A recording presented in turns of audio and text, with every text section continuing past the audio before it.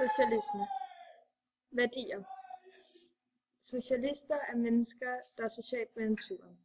Det vil sige, at mennesker, der har brug for hinanden og hjælper hinanden.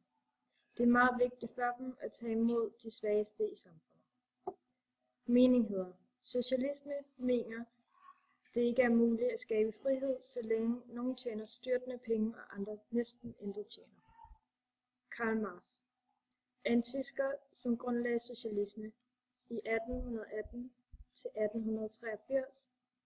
Han var 1818 til 1883 var filosof.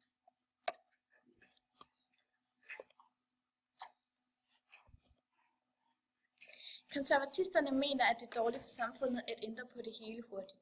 De mener, at ting tager tid at ændre på, og at der ikke skal ændres på for meget.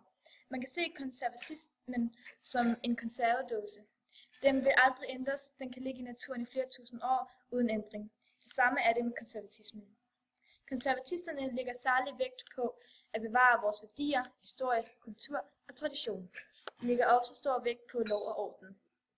Konservatisterne ser mennesker som egoistisk, grådigt og svagt.